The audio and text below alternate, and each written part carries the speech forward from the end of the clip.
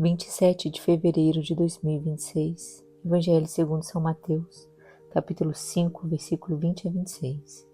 Naquele tempo, disse Jesus aos seus discípulos: Se a vossa justiça não for maior que a justiça dos mestres da lei dos fariseus, vós não entrareis no reino dos céus. Vós ouvistes o que foi dito aos antigos: não matarás, quem matar será condenado pelo tribunal. Eu, porém, vos digo, todo aquele que se encoleriza com seu irmão será réu em juízo. Quem disser ao seu irmão patife será condenado pelo tribunal. Quem chamar o irmão de tolo será condenado ao fogo do inferno. Portanto, quando tu estiveres levando a tua oferta para o altar, e ali te lembrares que teu irmão tem alguma coisa contra ti, deixa a tua oferta ali diante do altar e vai primeiro reconciliar-te com teu irmão. Só então vai apresentar a tua oferta. Procura reconciliar-te com teu adversário enquanto caminha contigo para o tribunal. Senão o adversário te entregará ao juiz. O juiz te entregará ao oficial de justiça e tu serás jogado na prisão. Em verdade eu te digo, dali não sairás enquanto não pagares o último centavo. Vejamos a interpretação desta palavra viva à luz da Catena Áurea de Santo Tomás de Aquino. Iniciaremos com São João Crisóstomo. Aqui chama de justiça a virtude universal, mas que se observa o poder superior da graça, já que pede de seus discípulos, ainda sem instrução, que sejam melhores que aqueles que eram mestres no Velho Testamento. Não chamou de iníquos os escribas e fariseus, porque negou que tivessem justiça. Considera também que com essas coisas confirma o Antigo Testamento diante de seus apóstolos, comparando-o com o Novo, pois o maior e o menor são do mesmo gênero. A justiça dos escribas e dos fariseus são os mandatos de Moisés. Os acréscimos destes mandatos são os mandamentos de Cristo. É isto, pois, que se diz: se alguém, além dos preceitos da lei, não cumprir estes preceitos meus, que entre eles eram considerados pequenos, não entrará no reino dos céus, já que aqueles preceitos livram da pena, devida aos transgressores da lei, sem levar ao reino dos céus, ao passo que estes livram da pena e levam ao reino, já que são uma mesma coisa o transgredir os preceitos pequenos e o não cumpri-los. Porque disse antes, acerca dos transgressores, que serão chamados os menores no reino dos céus. E aqui diz que aquele que não guardar os mesmos preceitos não entrará no reino. Há de se entender que ser pequeno no reino é o mesmo que não entrar nele, e que estar no reino não é reinar com Cristo, e sim viver como povo de Cristo, como se dissesse que aquele que não cumpre será contado entre os cristãos. Porém, como um cristão pequeno e aquele que entra no reino participa no reino com Cristo, assim aquele que não entra no reino dos céus não terá glória com Cristo. Contudo, está no reino dos céus, isto é, será contado entre aqueles sobre os quais reina Cristo, que é o Rei dos céus. Segundo Santo Agostinho, ou como disse em outro lugar, se a vossa justiça não exceder a dos escribas e a dos fariseus, isto é, que é daqueles que não praticam o que assinam, porque deles dirá Mateus, dizem e não fazem, como se dissesse, se não abundar vossa justiça, de modo que não infringes a lei, mas antes cumprais o que ensinais, não entrareis no reino dos céus. De um modo deve-se entender o reino dos céus, onde estão ambos, aquele que não pratica e que ensina, e aquele que pratica, mas ao primeiro se chama pequeno e ao segundo grande. Este reino dos céus é a igreja presente.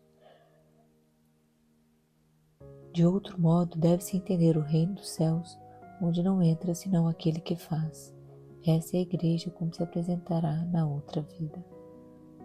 Sigamos com Santo Agostinho. Este nome de reino dos céus, que com tanta frequência pronuncia o Senhor, não sei se alguém o terá encontrado nos livros do Antigo Testamento. pertence propriamente à revelação do Novo Testamento, porque era reservada sua pronúncia aos lábios de quem o Antigo Testamento prefigurava como um rei que viria para governar seus servos. Este fim ao qual devem se referir os preceitos estava oculto no Antigo Testamento, embora vivessem de acordo com ele os santos que viu em sua revelação futura. Glosa de Santo Tomás de Aquino.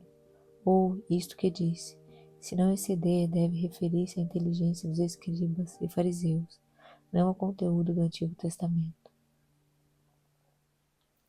Segundo Santo Agostinho, o preceito não matarás não expressa como opinam os maniqueus a proibição de arrancar um ramo de planta ou matar um animal irracional sem razão, uma vez que, por ordenação justíssima do Criador, a vida e a morte destes estão submetidas às nossas necessidades.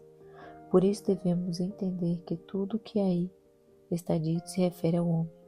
Não matarás a outra e nem tampouco a ti mesmo, pois aquele que se mata não faz outra coisa que matar o homem. De modo algum agiram contra este mandamento os que por ordem de Deus lutaram em guerras. Tampouco cometem crimes aqueles que, exercendo autoridade legítima, castigam os criminosos com a morte, por império de razões justíssimas. Abraão não só não foi considerado como culpável de crueldade, como é ainda elogiado com o nome de piedoso ao querer matar seu filho para obedecer a Deus. Executam-se aqui aqueles a quem Deus manda matar, seja por uma ordem geral, seja em um caso particular, por uma ordem expressa e transitória. Não mata aquele que obedece ao que manda de modo legítimo, assim como não mata quem presta auxílio ao magistrado que usa a espada. Tampouco deve ser considerado homicida Sansão, que sucumbiu sob as ruínas com todos seus inimigos, porque o mesmo Espírito que por meio dele fazia milagres tinha sido quem lhe havia dado a ordem, ainda que de maneira oculta. Segundo Pseudo Crisóstomo, aquele que encolerizar-se sem motivo será culpável. Aquele que encolerizar-se com motivo, não, pois se não tivesse a ira, de nada valeria a doutrina, os tribunais não estariam constituídos, nem os crimes se castigariam. Assim, peca aquele que não se ira quando há causa para tanto. A paciência imprudente fomenta os vícios, aumenta a negligência e convida a fazer o mal, não só aos maus, como também aos bons. Segundo Pseudo Crisóstomo, contudo a ira com causa não é ira, e sim juízo, pois a cólera, propriamente dita, é a alteração de uma paixão.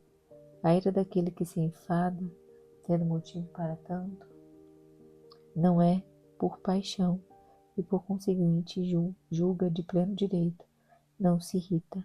Segundo Santo Agostinho, também devemos atentar ao que significa enfurecer-se com o irmão, pois não se enfurece com o irmão aquele que se enfurece com o pecado do seu irmão. Já aquele que se enfurece com seu irmão, e não com o pecado dele, enfurece-se sem causa. E ninguém que chegue a uma conclusão definitiva poderá dizer que se enfurece aquele que se incomoda com seu irmão no intuito de corrigi-lo. Estes movimentos da alma, que provêm do amor pelo bem e da santa caridade, não podem chamar-se vícios, pois que seguem a reta razão. Que essas palavras do Santo Evangelho perdoem os nossos pecados e coem nossos corações.